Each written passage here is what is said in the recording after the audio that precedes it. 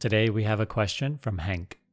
Hank asked, can we say attention on attention is synonymous with aware of being aware? Simple question. And the way that I share this teaching, when I say bring your attention to attention, I'm referring to the same thing that I'm referring to when I say become aware of being aware. For me personally, it's not so important to be completely right when it comes to language and words. I tell you to bring attention to attention knowingly of how attention cannot be put on attention, because attention can only be put on objects. Let me give you an example. So this is a flashlight, right? On the back of my phone. There's the source of light and the shining of light. So it's like a ray of light which lights up an object. Attention is like the ray of light that can only shine on things. Attention cannot really shine on attention. It can only shine on things. So when we say bring attention to attention, we say it knowing the fact that attention cannot be put on attention. Just like the light flowing from this cannot really turn back on itself and shine on itself. The light that is flowing from this can only shine on the objects. However, when we say it, bring attention to attention, it's almost like for the first time, rather than being focused only on the objects that the attention is lighting up, you actually become aware of the light itself, the light of attention itself. So rather than only knowing the object of your focus, you become aware of your capacity of focus. So my friend, attention is the focused light of awareness. If attention is the ray of light, awareness is like the light itself. It wouldn't be right to say that attention is awareness. It is the focusing of awareness, the contracted seeing, where there is a subject and object. Whereas awareness is like the sun. It is like this light, simply self-luminous, shining, aware. Now, when you have questions like this, right? Oh, is attention on attention the same as awareness of awareness, or maybe some other pointer also? Instead of posing this question outward, you have to look into your own experience and just try to confirm that for yourself. And let's do that practice here and now. Bring your attention to attention. Whatever you think is being asked of you, do that. Don't be like, oh, am I doing this right and whatnot? Because then once again, you're just lost in thought that attention is lighting up. You're looking away from it.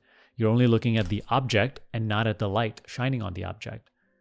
So just do your best to your capacity, whatever you think you're being asked to do.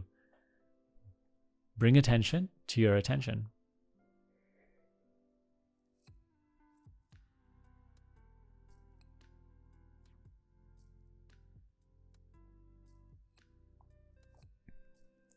And now, let's practice the second pointer. Become aware of being aware. Do whatever you're being asked to, whatever you think you're being asked to do. Be aware of being aware.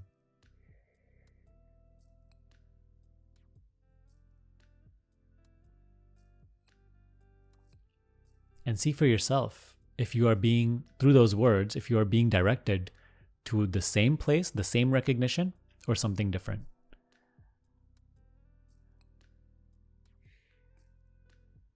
When we say attention to attention, it's almost like directing you to the same noticing of your being. Rather than the objects you know, you become aware of the presence in which they are known. You become aware of the light in which they are known, the seeing in which they are known.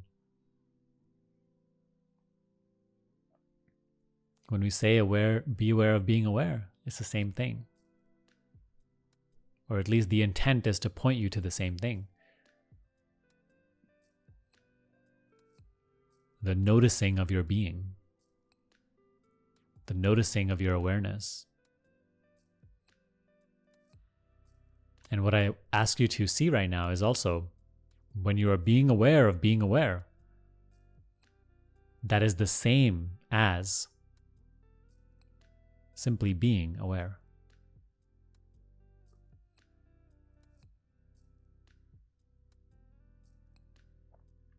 When you are being aware of being aware, it is the same as being the awareness that is aware.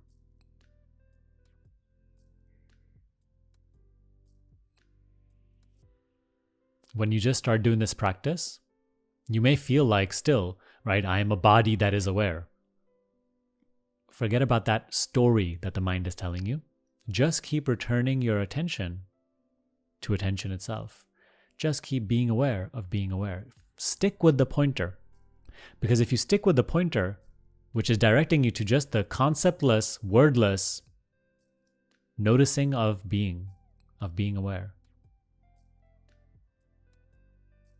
in that, you will see all relationships dissolve. You will see all identifications, associations dissolve. In that noticing, there are no words. There are no concepts. There's no past. There's no future. There's no self-image. There's no desire. There's no expectation. There's no motive. It's simply being.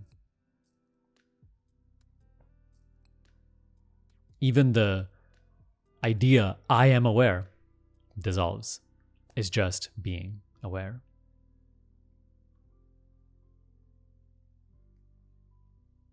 Even I dissolves. It's just being.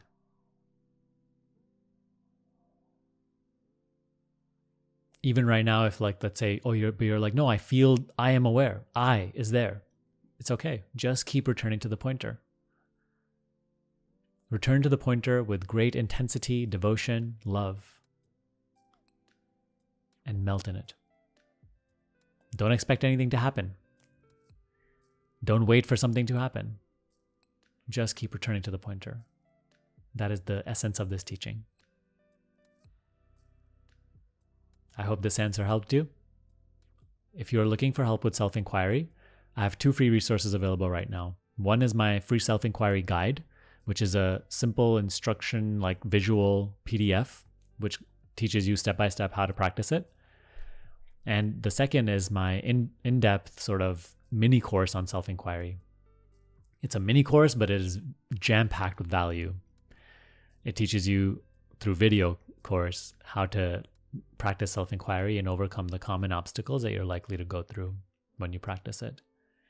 Make sure to check that out in my free community down below. Just join the group and you'll get access to both the course and the self-inquiry guide. Now, if you are looking though for more personal help from me, learn about my School of Awakening, which I'll also link down below. It is a day-by-day self-inquiry and meditation program that really guides you down this teaching step by step and very experientially. It really helps you bridge the gap between intellectual understanding and lived experience. Check that out if it's interesting to you. I hope this video helped you today. I will see you next time. Thank you.